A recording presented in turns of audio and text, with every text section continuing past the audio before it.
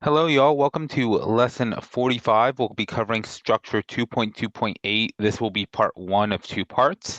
We're going to be going over the nature of the force that exists between molecules being determined by the size and polarity of the molecules. These are called intermolecular forces. They include London dispersion forces or London forces, dipole-induced dipole, and dipole-dipole forces. Hydrogen bonding we'll be going over in the next video. We'll deduce the type of intermolecular forces present from the structural features of covalent molecules. We'll talk about van der Waals force as an inclusive term, and again, hydrogen bonds will be in the next video.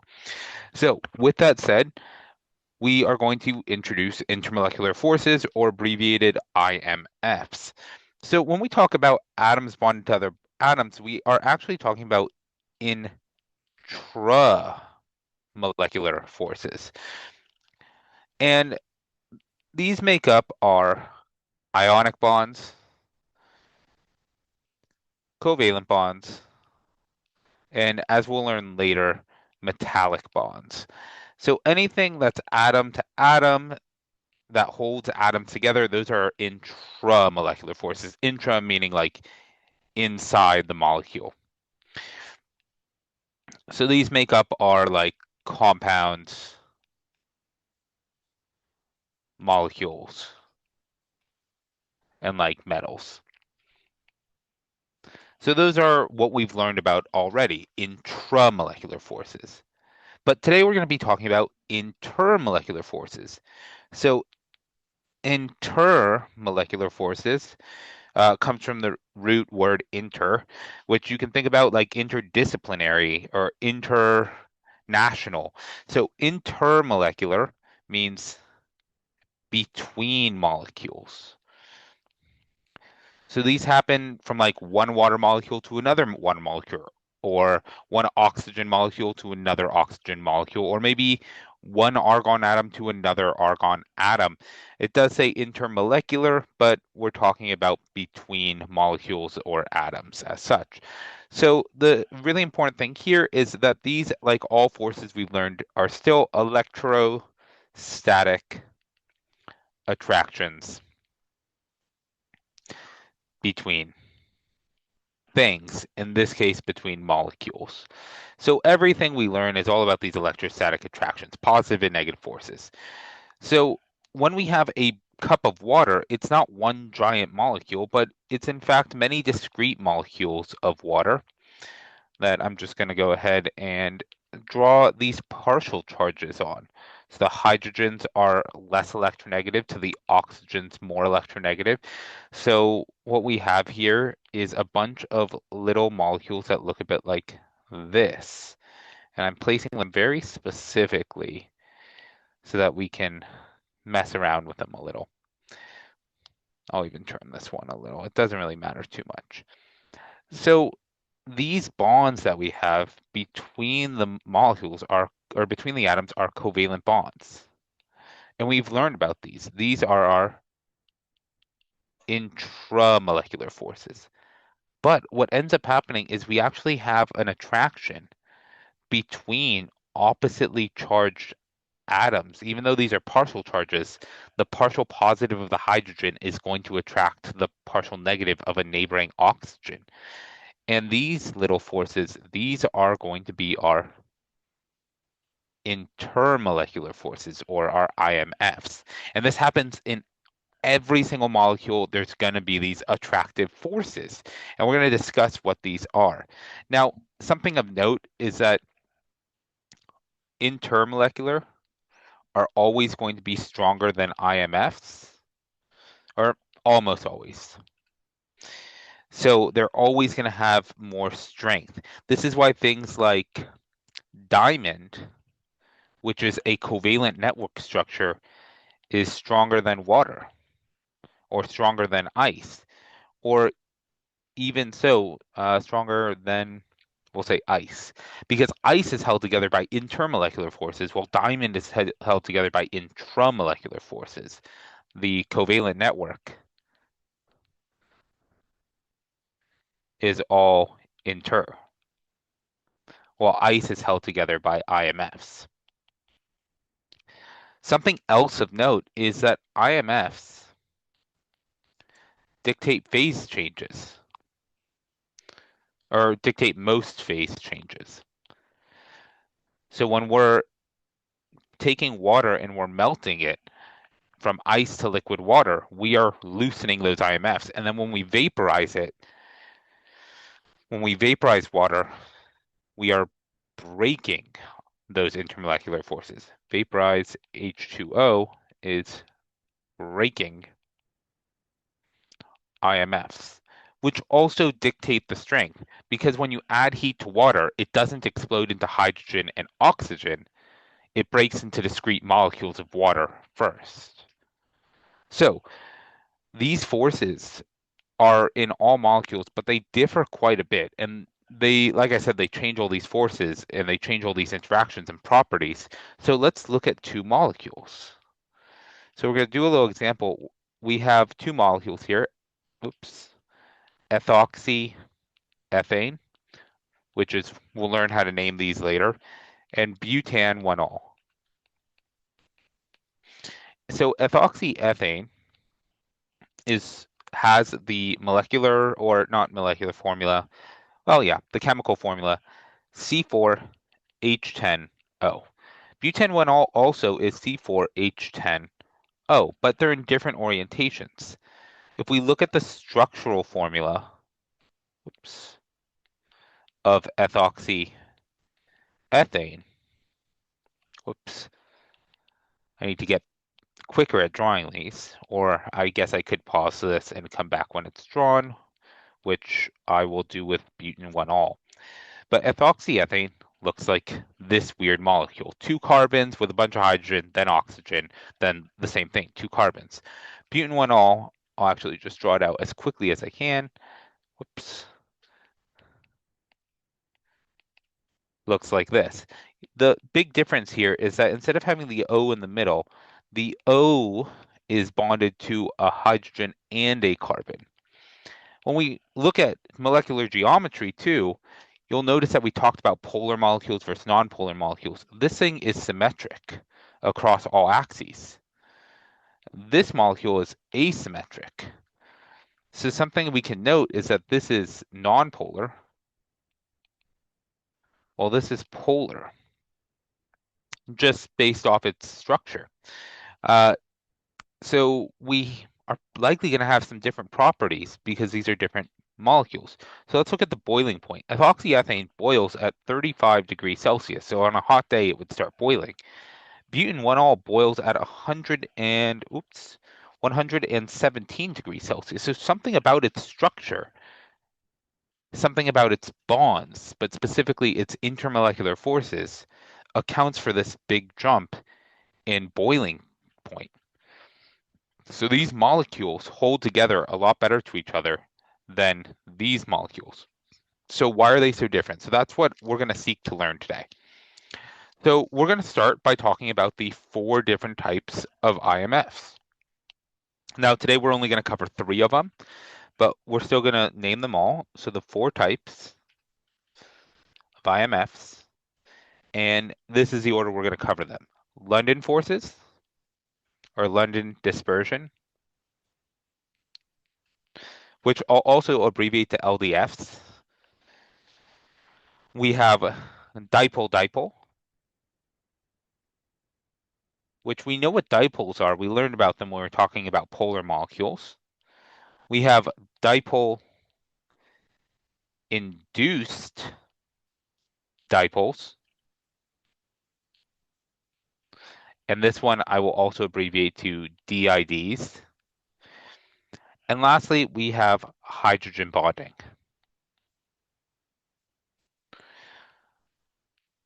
Before we go any further, we're just going to talk about a very brief grouping. These first three are also under the category of van der Waals forces, which basically is just a descriptor for weaker IMFs. So these all fall under the category of van der Waals. The only reason I mention this is more for the fact that you might run across it in the DP exam or in text as you go through your studies. So with that said, let's start off with LDFs, London dispersion forces. So London dispersion forces, really, they're based on the movement of electrons. And that's kind of the biggest thing about this. So what do we know about electrons? If we look at an atom of helium, and right now I'm just going to represent helium as a sphere, we know it has two electrons. And electrons repel each other, so they'll tend to be far away from each other. But also, electrons are always moving. Everything's always moving, but electrons are definitely always moving. We know that due to Heisenberg's uncertainty principle. Um, so this is what we would call a symmetrical distribution. The electrons are on both sides evenly, and so they kind of just hang out. Helium is neutral. Helium is what we describe as nonpolar. Even though it's not a molecule, it doesn't have a dipole. There's no polarity to it. The whole thing is neutral. But the thing about electrons is they move. So for a moment of time, and by a moment, I literally mean one instantaneous moment, helium might have both electrons on the other side. So the electrons move. And for that brief moment, we create a partial negative charge on the right side and a partial positive charge on the left side. This would be an asymmetric symmetric distribution. And now, just for the briefest moment, we do have a dipole within the helium atom. And so this is where London dispersion forces come from, which often are actually referred to as temporary, temporary, or instantaneous dipoles, because they really are just instantaneous dipoles across an atom or even a molecule.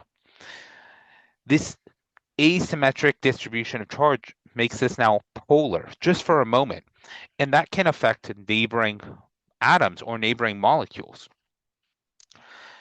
Because it's so quick and it's based on just the distribution of those electrons, this is usually the weakest. It's generally the weakest IMF.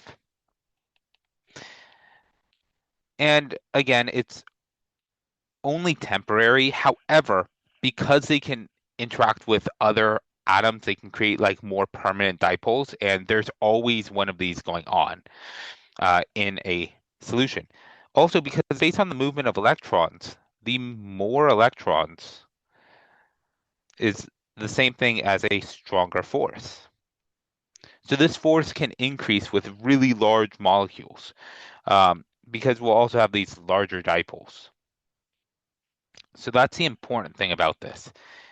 Uh, if we have really, really, really large molecules, like if we look up to our ethoxyethane, we can induce a dipole where we have more electrons on one side and less electrons on the other. This distribution would therefore, of course, create a dipole, which could affect other ethoxyethane molecules, which is why we can have a solution containing ethoxyethane next to each other and they form liquids instead of staying separate because these induce dipoles.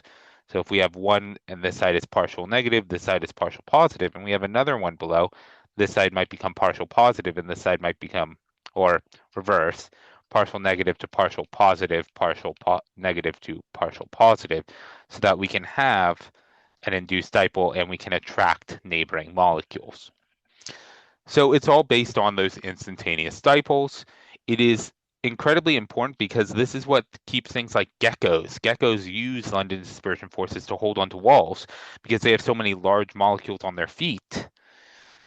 And if you look at a gecko's feet, it's just covered in these really long hairs.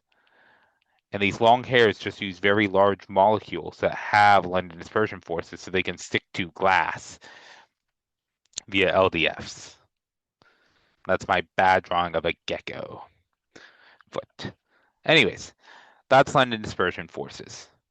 Moving on to the next one, which is dipole, dipole. Now, given the name, you might think that there are dipoles present, and you'd be right. So this exists between polar molecules. And we know they're polar because they have dipoles. So for example, if we have hydrogen bromide, HBr, we have a dipole because bromine is more electronegative, therefore it's more partially negative. And we've got our dipole here. We could throw another HBr right next to it, and we would get this attractive force between the partial negative bromine and the partial positive hydrogen. And this attractive force would, of course, be our dipole-dipole interaction. And therefore, this is where that force comes, and we can get these solutions to be liquids. You'll notice back in butan 1-ol, this is asymmetric, and we do in fact have a dipole right here from the carbon to the oxygen. So we have this dipole moment that is not being balanced out or cut off. If you notice in our other one here, we do have a dipole moment here, but it's going to be canceled by the dipole moment from the other side, the other carbon. So we get this weird interaction. But in butan 1-ol, we do have a dipole. Now, we also have hydrogen bonding in butan 1-ol, but we'll discuss that in a later video. So dipole-dipole interaction is stronger than LDFs. You can notice that because it's not instantaneous. These are permanent dipoles. Permanent dipoles interacting. The partial charges are much larger, and the strength here is based on electronegativity difference. So the strength varies with electronegativity difference. So for example, if you have, let's say, carbon bonded to oxygen or carbon bonded to fluorine, carbon has an electronegativity of like 3.2 to oxygen's 3.6, while fluorine has an electronegativity of 4. So we'll have a much shorter dipole and a much weaker dipole in a carbon-oxygen bond than in a carbon-fluorine bond. So if we were to put these next to each other, we could notice a much more robust attraction here. So we'd have a stronger attraction. So that's purely based on that electronegativity difference. So moving into the last force that we're going to be looking at today, this is dipole-induced dipole. So of course we're going to start with a dipole. So this is basically an attraction between a permanent dipole and a nonpolar molecule. So this is really interesting. We know nonpolar molecules can have dipoles. We see that in London dispersion forces.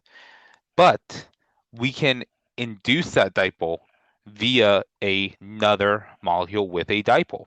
So this is basically when we have something polar and nonpolar. So we can see this in action if we take our hydrogen bromide, which has been what we've been using with its partial charges, and we put it next to, whoops, that's a boron, so hydrogen bromide, and we put it next to another bromine molecule, which normally is neutral. There's no charge differential. However, when we put these nearby, we bring them close, this is going to create a repulsion of the electrons. So it repels electrons in bromine molecule. So those electrons move towards the bromine on the right, creating a partial positive and a partial negative charge on the opposite ends. And this is that induced dipole. We have created a dipole in a nonpolar molecule because we have brought it close to a charge. Now this would work on the other side too. If we brought, whoops, if we brought bromine over to the hydrogen side, the electrons would move to be attracted to the positive of the hydrogen. And so we get a partial negative here and a partial positive here. So regardless of how you do it, we can get this induced dipole. So a brief summary of it, as brief as I can make it, is the dipole of a polar molecule induces an asymmetric distribution of electrons in a nonpolar molecule, which therefore is a dipole. So, oh, I did miss an M in asymmetric, if that's going to annoy you. So, where does this change its strength? Well, the first way you might see this having a stronger or weaker attractive force is by having a larger dipole. So, this varies in strength by, number one, the strength of dipole. So whatever that dipole moment is, a stronger dipole moment will induce a stronger dipole moment.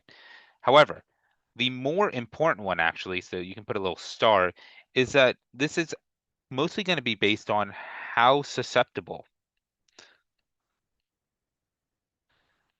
the other molecule or the nonpolar molecule is to an electric field, which is basically a fancy way of saying the dipole moment or the force of the dipole moment. So if it's very susceptible, then it will have a stronger attractive force. And how do you know if it's very susceptible? Well, larger molecules with more electrons are more susceptible. So here's the deal with this one. This induced dipole is very similar to the dipole that we get from London dispersion forces. And we already learned that the more electrons, the stronger the force. Because we have more electrons to move, we can create a stronger induced dipole. And due to that, the larger this molecule is that's having the dipole induced, the stronger the overall force will be. So that pretty much covers dipole-dipole and all that stuff, dipole induced and London dispersion. Your goal moving forward should be able to recognize the possible forces that exist. So if we do some practice problems really quick, so we can say recognize possible forces, and we start off with like CO2. CO2 has no net dipole moment. Its dipoles cancel. Whoops, that arrow is in the wrong direction. This only can have London dispersion forces or dipole-induced dipole if we put something close to it that has a dipole. If we look at something like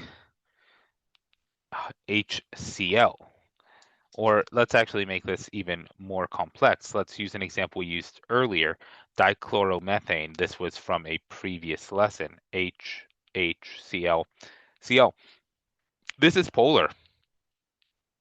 So we know that this has dipole-dipole, but it can also induce dipoles. So it can be dipole-induced because it could theoretically induce a dipole. But also, the fact that it has electrons means it can do London dispersion forces. That's the fancy thing about London dispersion forces. They work with anything with electrons. Literally, if it has an electron, it has London dispersion forces. A quick final side note about that, the DP doesn't actually talk about London dispersion forces in terms of electrons. They talk about London dispersion forces in terms of molar mass. Um, so if you see two molecules like maybe hydrogen versus sodium chloride, Sodium chloride is a larger molecule. It has more electrons. This is going to have larger London dispersion forces. Granted, it's also polar and will have other forces, but maybe a better example would be hydrogen versus ammonia. Hydrogen, they said, has molar mass of like 2.02, while ammonia has a molar mass of 17.04. And so you would actually say that this has more London dispersion forces because it's larger. So that's just something to watch out for on the DP exam. All right. Anyways, I hope this whole discussion helps. We're going to move on to hydrogen bonding in the next video. Have a great day.